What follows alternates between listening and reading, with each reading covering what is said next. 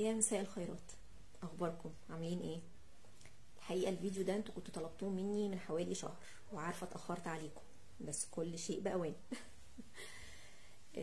من حوالي شهر انا كنت عملت بوست اتكلمت فيه على اهميه تفعيل مهاره التغافل، وازاي نقدر نكتسب المهاره دي من خلال تفعيل مهاره نفسيه نفعلها مع نفسنا. الحقيقه الكومنتات اللي جات على البوست تقريبا كلها رائعه، وبتصب في اللي انا جايه اقوله النهارده. خليني كده استعرض معاكم في الاول بعض من الكومنتات. لولي بتقول: فاذا الذي بينك وبينه عداوه كانه ولي حميم. والحقيقه دي من اجمل الكومنتات من وجهه نظري اللي جت على البوست. فهي لفتت نظري لفعل مهم جدا، وهو ادفع بالتي هي احسن، فاذا الذي بينك وبينه عداوه كانه ولي حميم. الدفع بالتي هي احسن. هالة بتقول: اشغل نفسي اكتر بما ينفعني. سمر بتقول: اركز مع نفسي واشتغل عليها، ومش هلاقي وقت غير للتغافل. ربنا يثبتنا يا رب. محمد بيقول: الحياد والصبر.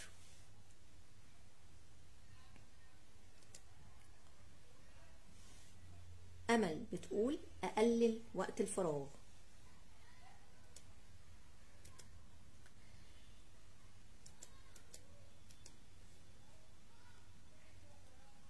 كان في تاني نجلاء بتقول: نفسك إن لم تشغلها بالحق شغلتك هي بالباطل، كما قال علي بن أبي طالب رضي الله عنه. فدايما الواحد يركز في نفسه ويعرف ازاي يساعدها ويطورها، وقبل كل ده الذكر، ذكر الله سبحانه وتعالى.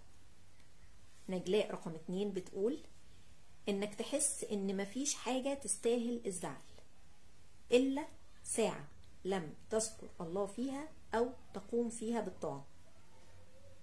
زينب بتقول: اعتقد ان الاستقرار النفسي بيساعد على ان الواحد يعدي المواقف التافهة، اما بقى لو مضغوط نفسيا فكل حاجة هتشوفها كبيرة. وفي بصراحة بعض الكومنتات الكوميدية. ففرح بتقول: نبقى طرش وعمي ومتخلفين عقليا. هي بتهزر طبعا، بس انا بشوف ان الكوميديا دي نوع من انواع الكوميديا الحزينة. وفي بعض الكومنتات اللي وقفت عندها بصراحة وشفت قد ايه احنا ممكن نهرب من حاجات تعبانة ووجعانا في حياتنا عن طريق الشغل، وان احنا نحط همنا في الشغل. وعلى الرغم من التباين او الاختلاف الظاهري ما بين الكومنتات، الا ان هي في العمق بتصب في حاجة واحدة اللي انا جاي اتكلم عنه النهارده.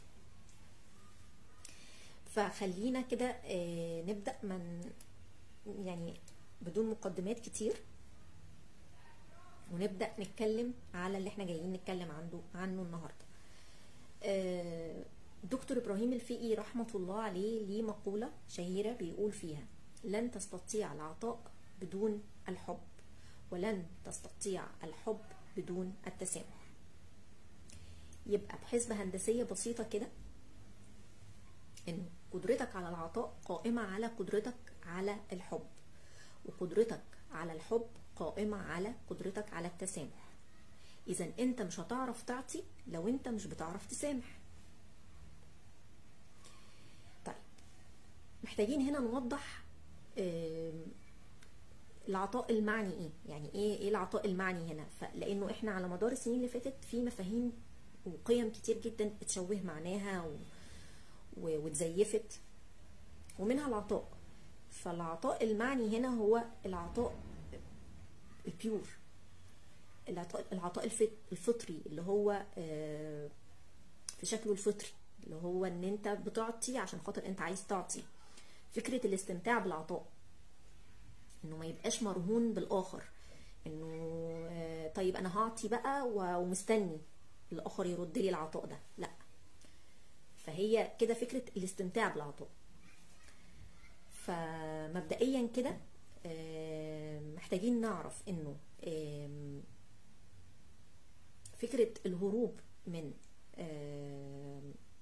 اكتساب مهارة التغافل او التسامح هي بتأثر عليك انت قبل اي شيء، وبتسحب من طاقتك، بتخليك غير قادر على العطاء،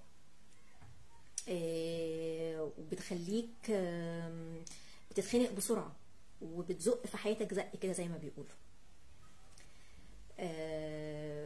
فكده احنا أدركنا أهمية اكتساب مهارة التغافل أو التسامح لنفوسنا ولجودة حياتنا احنا قبل أي شيء.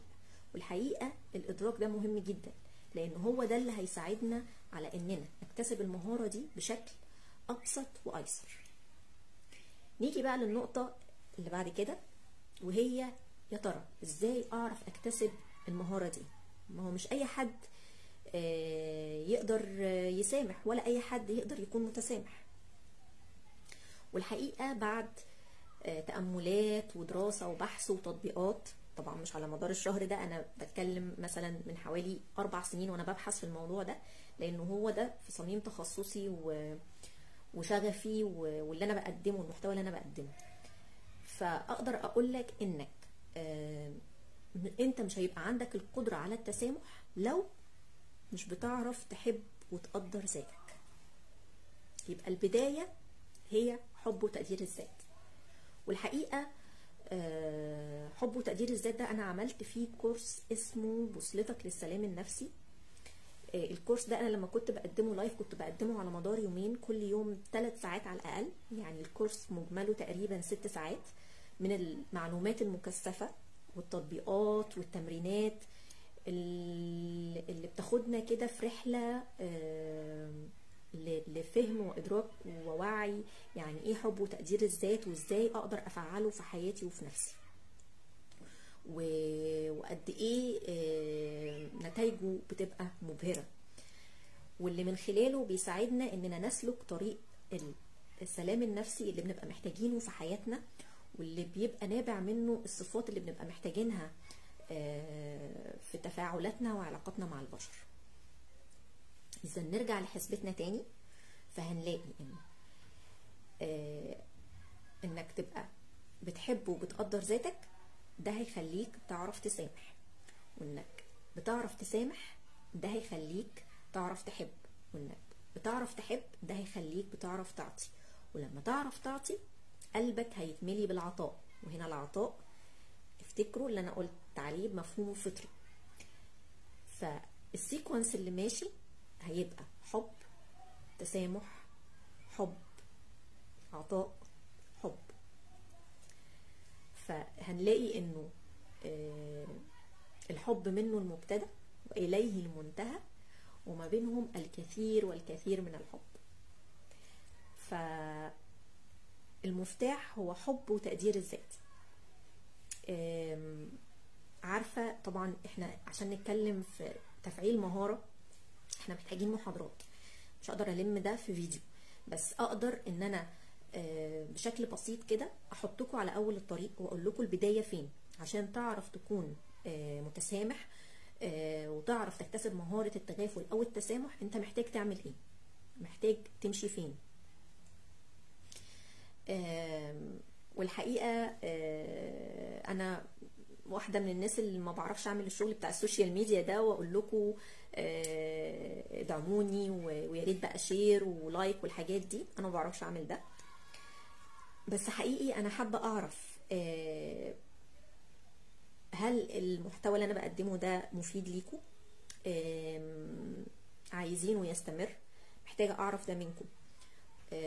وانا واحدة من الناس اللي بحب التواصل جدا، يعني حتى دايما بحاول على قد ما اقدر في بوستاتي يبقى في تفاعل وكومنتات ارد عليها، لانه انا بحب فكرة الرأي والرأي الاخر باحترام طبعا، لانه ده بيسري المعلومة وبيوضحها اوقات كتير جدا، وبيخلي كده في فايدة متبادلة ما بيننا. فاحب اعرف ده جدا، وتعرفوني ده من خلال التواصل على الحاجات اللي انا بقدمها. واحنا كده ده يعتبر اخر فيديو بقى في السنة دي 2022، خلاص بتخلص اهي، يا دوبك يومين ونبدأ سنة جديدة ببدايات جديدة ان شاء الله. يا رب كده كل سنة وانتم طيبين، ويا رب سنة جديدة ببدايات سعيدة ونهايات أسعد. وبس كده، أشوفكم على خير إن شاء الله السنة اللي جاية بإذن الله. سلام.